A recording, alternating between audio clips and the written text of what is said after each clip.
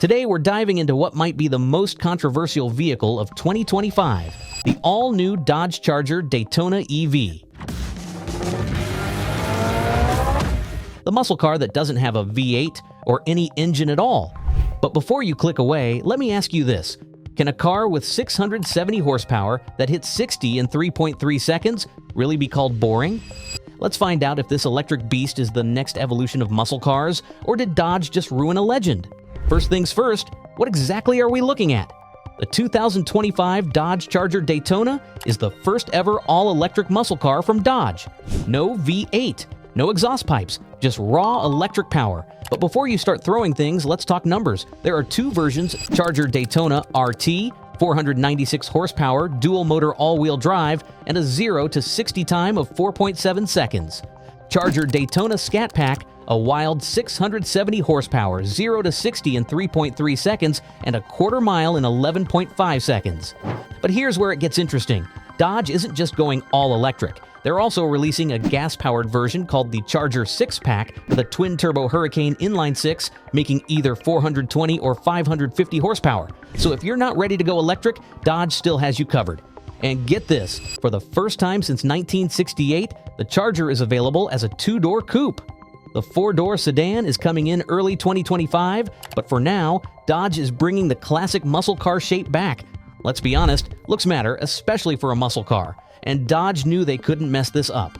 The new Charger takes design cues from the iconic 1968 model with its layered dash and overall silhouette, but the most striking feature has to be the R-wing. That gap between the front fascia and the hood that's not just for show, it's a functional aero element that reduces drag while maintaining that aggressive muscle car stance. The wide-body design comes standard with massive 305mm front and 325mm rear tires. Those are supercar-level tire widths. And check out those LED light bars front and rear with the illuminated Fratzog badge, Dodge's retro-futuristic logo from the 60s making a comeback. Inside, it's a complete revolution compared to the outgoing model. You get a 12.3-inch infotainment screen, up to a 16-inch digital gauge cluster, and a flat bottom and flat top steering wheel with a dedicated PowerShot button that gives you an extra 40 horsepower for 15 seconds. But the coolest part? That pistol grip shifter that feels like you're gripping, well, a pistol. It's these little touches that show Dodge is still catering to their core audience. Now for what you really care about, performance. The Charger Daytona Scat Pack delivers 670 horsepower and 627 pound-feet of torque.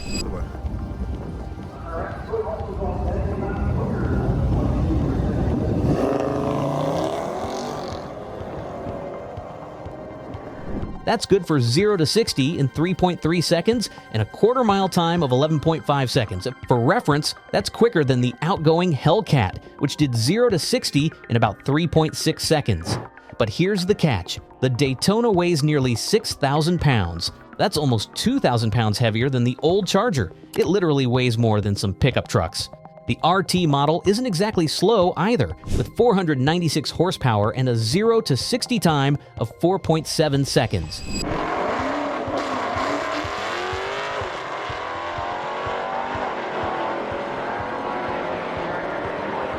Both models use a 100.5 kilowatt-hour battery pack, giving the RT 308 miles of range and the more powerful Scat Pack 260 miles.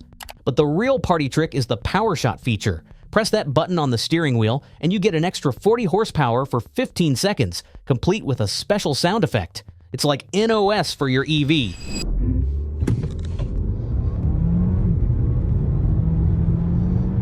Speaking of sound, let's address the elephant in the room, the Fratzonic chambered exhaust. This isn't just some speakers playing engine noises, it's a patent-pending system that creates sound waves through chambers, producing up to 126 decibels of noise.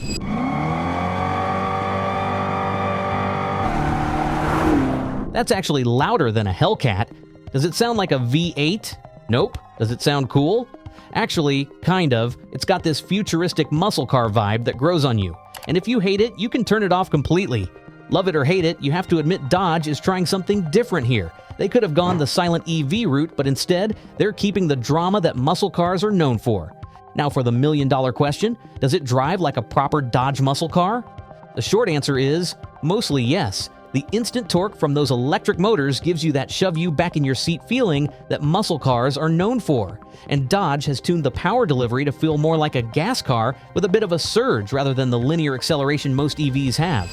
The handling is better than the old Charger with less body roll and more precision. But make no mistake, this is still a big heavy car. It's not trying to be a Porsche, it's trying to be a modern muscle car, and in that respect it succeeds. One cool feature is that you can switch between all-wheel drive and rear-wheel drive modes. Want to do burnouts and donuts? There's a mode for that. Want maximum traction for drag racing? There's a mode for that too. There's even a drift mode. The brakes are massive 16-inch rotors with 6-piston front and 4-piston rear calipers, which they need to be to stop this 6,000-pound beast. And they work well with good pedal feel and minimal fade. If you're enjoying this content, smash that like button and subscribe. The tech in this car goes way beyond just the electric powertrain.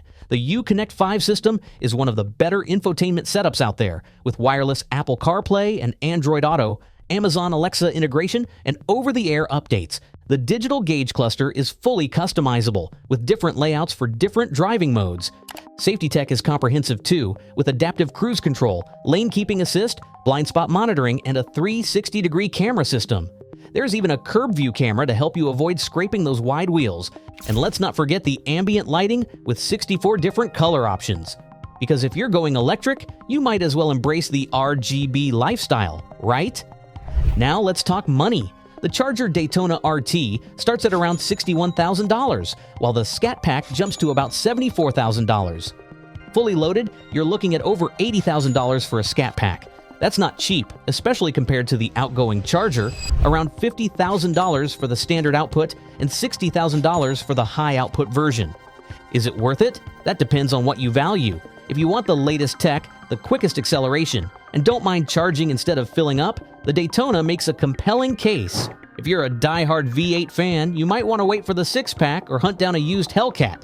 Let's break down what works and what doesn't with the new Charger Daytona. The good, it's seriously quick, especially the Scat Pack. The design is faithful to Dodge's muscle car heritage. The interior is a massive upgrade from the old Charger. The tech features are comprehensive and well executed.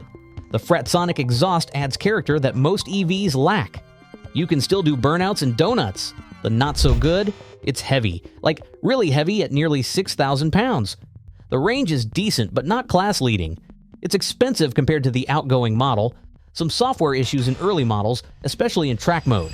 The throttle calibration can be a bit jerky at low speeds. It's still an EV, which means longer refueling times. So is the 2025 Dodge Charger EV the future of muscle cars, or did Dodge just commit sacrilege? The truth is, it's neither, and that's actually a good thing. It's not trying to be a supercar. Despite its impressive acceleration, it doesn't have the handling, precision, or exotic feel of a true supercar. And Dodge is not killing muscle cars. It's evolving them and pushing boundaries instead of playing it safe. They're proving that muscle cars don't have to die in an electric future, they can evolve. If you're a hardcore V8 fan, the Hurricane-powered 6-pack models might be your best bet. But if you want a modern, high-tech muscle car that still delivers performance and drama, the Daytona EV is worth a serious look.